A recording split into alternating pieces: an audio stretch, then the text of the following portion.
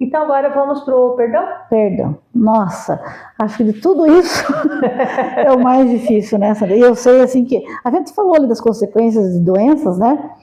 Mas ele traz também, assim, muita coisa pra gente física, né, Sandra? A falta de perdão, né? Porque a falta de perdão provoca muita emoção negativa na gente. E são essas emoções negativas que fazem com que a gente acumule blocos energéticos que acabam produzindo doenças, né? Então eu costumo dizer que o perdão é uma libertação, mas é liberar ressentimentos, né? Então, perdão, liberar ressentimento. Mas como é que isso acontece? Normalmente, quando a gente é magoado, a gente não perdoa. Aí o que acontece? Você fica ruminando e você lembra. Ah, mas falou aqui. E quando tem oportunidade, fala para a pessoa. Mas quando tiver oportunidade, eu vou falar isso. Frequência negativa. Tudo frequência negativa. Que não nos ajudam em nada, que não contribuem em nada para a nossa vida e para a nossa expansão e crescimento espiritual, porque nós estamos aqui para trabalhar o nosso espírito também. Sim. Então, quando a gente aprende a perdoar, a vida fica mais leve. Daí eu vou dizer isso por experiência própria, porque eu tinha dificuldade para o perdão. Não que eu quisesse prejudicar outra pessoa, porque na verdade eu é que me prejudicava. Assim, quando você não perdoa, é como você tomar veneno esperando que o outro sofra. Interessante isso. É uma metáfora assim, que eu acho muito interessante. Bem interessante. Você não perdoar, ter ressentimento, é o mesmo que você tomar veneno esperando que o outro sofra. Às vezes o outro nem está sabendo tudo que você está sentindo. Às vezes o outro nem está sabendo que você gostaria que ele viesse pedir perdão para você. Às vezes o outro nem está sabendo que ele te magoou. Lembra a questão de novo, da Simone ter dito alguma coisa que me deixou com raiva, etc. Muitas vezes ele fez algo que me magoou profundamente e ele nem se deu conta disso. Fez isso sem querer, sem pensar. E eu não falei, eu não comuniquei, eu não dialoguei. E eu fiquei ruminando aquilo que a pessoa supostamente fez por mim e às vezes fez sem querer. Então, nesse caso, vamos usar a inteligência emocional? Vamos dialogar, respirar fundo e dialogar? Mas existe aquela situação em que a pessoa te prejudicou de propósito. Ela te prejudicou por querer. E você vai fazer o quê? Vai dar o troco na mesma moeda? Isso vai te tornar igual a ela. Então, o que você vai fazer? O que eu faço? Empatia. Me coloco no lugar dele. Tá, o cara gosta de prejudicar. Por quê? O que acontece na vida dessa pessoa que a faz sentir prazer em prejudicar o outro, que a faz sentir prazer em fazer o mal ao outro? No caso, a mim, mas também pode ser a qualquer outra pessoa. É uma pessoa infeliz? É uma pessoa com dores emocionais? É uma pessoa mal resolvida no casamento? É uma pessoa talvez mal resolvida no trabalho? É uma pessoa talvez mal resolvida consigo mesma, frustrada porque tinha um determinado sonho e não conseguiu realizar? E o que essa pessoa espelha dela em mim para querer me ferir? Porque muitas vezes quando uma pessoa me fere, não é sobre mim, é sobre ela. Então existe uma outra máxima que se fala assim... o que eu vejo em você, Simone, que eu não gosto em você, na verdade, é o que eu não gosto em mim. O que eu preciso trabalhar em mim.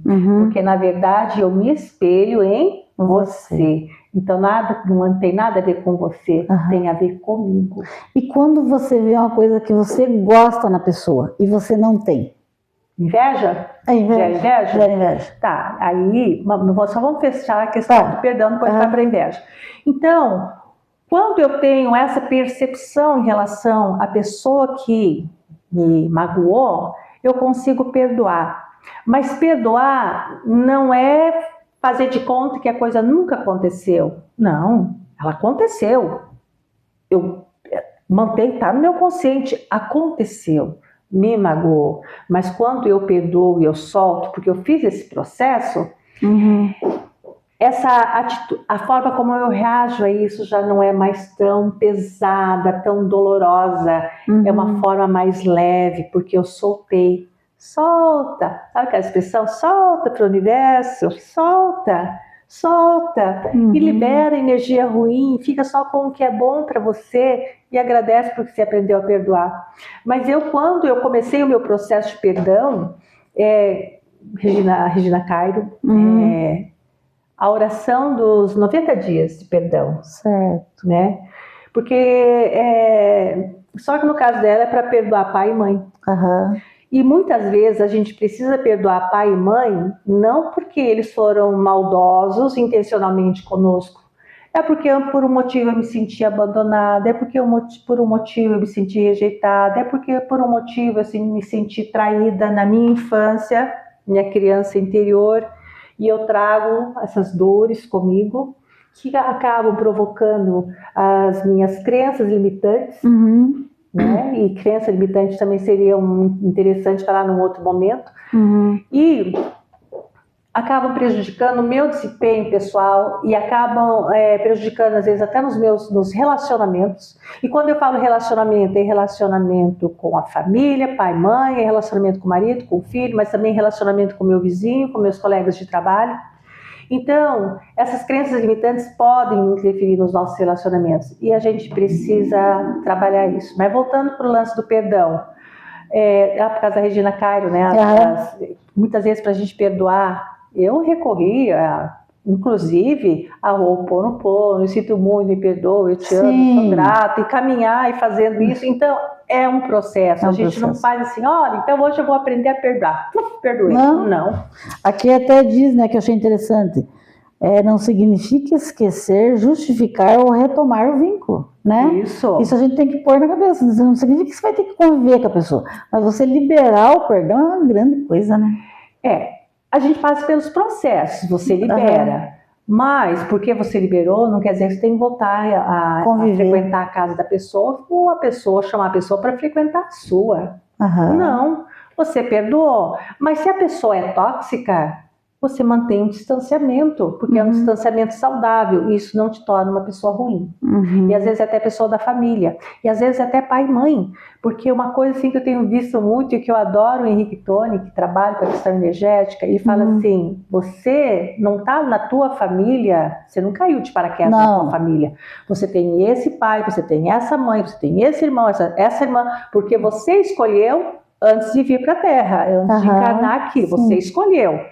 Agora, lá em cima, quando você escolheu porque você tinha algo a trabalhar em você, você tinha algo que aprender sobre você no convívio com esse pai, no convívio com essa mãe, no convívio com esse marido, com esse irmão. Você tem algo a aprender, mas não é sobre eles, não é sobre a sociedade, não é sobre o mundo, é sobre você. Porque você veio aqui na Terra, nós viemos aqui na Terra para aprendermos sobre nós. E quando a gente aprende sobre nós, a gente evolui enquanto espírito e cada vez mais chegamos perto de Deus, porque o nosso destino é voltar a Deus. Voltar a Deus, né? Exatamente. É ir para o céu. Na verdade, para o céu é nos reunirmos a Deus, mas a gente tem uma caminhada. Evoluir, né, Sandra? E aí, eu fecho de novo com a questão da inteligência emocional. Porque quando a gente começa a trabalhar a nossa inteligência emocional, a gente se ofende menos, a gente aprende a perdoar, a gente aprende a trabalhar com o ciúme. Não ser impulsivo. A gente aprende a ser menos impulsivo. Não quer dizer que a gente deixe de ser, porque nós somos seres humanos e nós somos dotados de emoção. E a gente não consegue ter esse controle o tempo todo, a vida inteira.